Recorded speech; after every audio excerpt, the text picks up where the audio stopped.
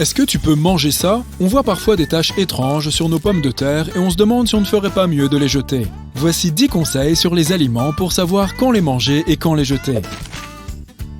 Savais-tu que chaque année, 54 millions de tonnes de nourriture sont gaspillées rien qu'aux États-Unis?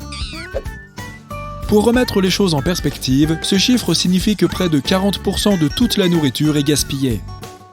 Les gens en jettent s'ils n'ont pas confiance dans les ingrédients. Ils sont prudents et c'est tout à fait normal. Mais il y a des cas où même si les aliments ont un aspect bizarre, il est tout à fait sans danger de les consommer. Le premier élément de notre liste est le bœuf. Lorsqu'il s'agit de viande, les gens sont naturellement très prudents. Imagine que tu achètes de la viande de bœuf. Plus tard, tu te rends compte qu'elle présente des taches brunes. Si tu as le réflexe de t'en débarrasser immédiatement, sache que ces taches sont normales. Il peut même y avoir des couches brunes à l'intérieur de la viande. Et pourtant, la couleur rouge vif est synonyme de viande fraîche, n'est-ce pas? Pas nécessairement. Lorsque la viande est coupée pour la première fois, elle est marron. Si la viande est rapidement emballée sous vide, elle gardera cette teinte. Mais si la viande est exposée à l'air pendant une quinzaine de minutes, alors l'oxygène provoquera un changement d'aspect vers le rouge. Ce rouge peut devenir marron lorsque la réaction biochimique commence. Cela peut prendre quelques heures. Les bouchers broient la viande plusieurs fois par jour pour obtenir cette couleur rouge vif. Car ils savent que les consommateurs se méfient du bœuf à l'aspect marron.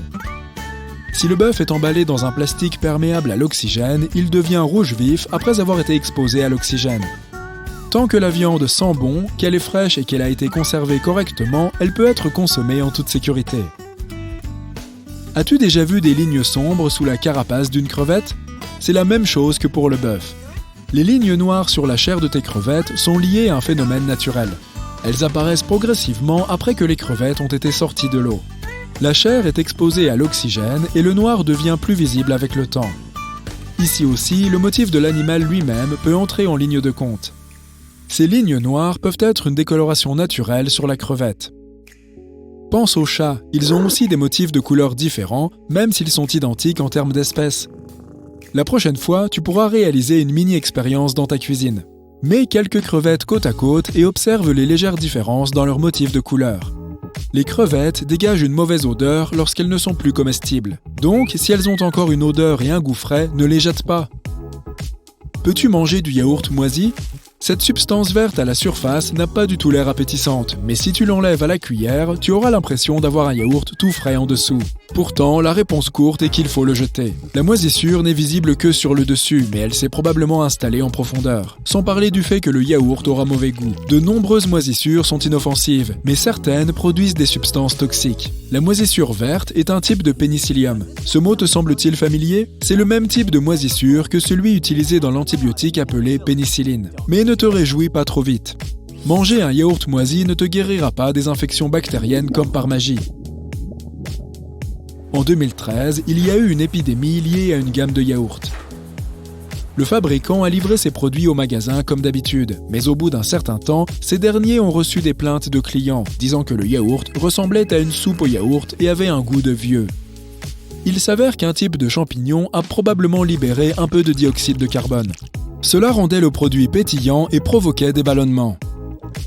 Le fabricant et un scientifique ont tous deux déclaré que ce champignon en question n'était généralement pas nocif. Pourtant, plus de 200 personnes ont déclaré en avoir été affectées. Ce genre de choses peut encore arriver, donc fais confiance à ton sens de l'observation. Si tu as la malchance de voir de la moisissure dans un yaourt fraîchement ouvert, contacte le fabricant. Tu éviteras peut-être à d'autres personnes de se retrouver dans la même situation en informant l'entreprise d'un problème systémique et en évitant que le produit ne soit gaspillé à l'avenir. De plus, l'entreprise voudra probablement s'excuser et te rembourser ou t'offrir un crédit sur ses produits. Pourquoi les avocats ont-ils parfois des points noirs à l'intérieur? Techniquement, le fruit reste comestible, mais tu n'as peut-être pas envie de le manger. Les avocats sont une source de nombreuses vitamines, comme les vitamines C, E, K et B6, ainsi que de substances saines comme le magnésium, le potassium et bien d'autres encore. Or, l'avocat travaille dur pour devenir une telle source de nutriments. Et il a ses propres canaux de transport, comme des veines. Ces canaux sont normalement invisibles pour nous, jusqu'à ce que quelque chose sorte de l'ordinaire. L'avocat peut parfois être conservé à des températures froides pendant plus longtemps qu'il ne le devrait. Par conséquent, les cellules des tissus peuvent être affaiblies et commencer à se détériorer. Selon les experts, après la récolte du fruit, s'il reste au réfrigérateur pendant quelques semaines avant que tu ne l'achètes, un brunissement vasculaire peut se produire. Ce phénomène devient visible après avoir conservé l'avocat à température ambiante pendant quelques jours.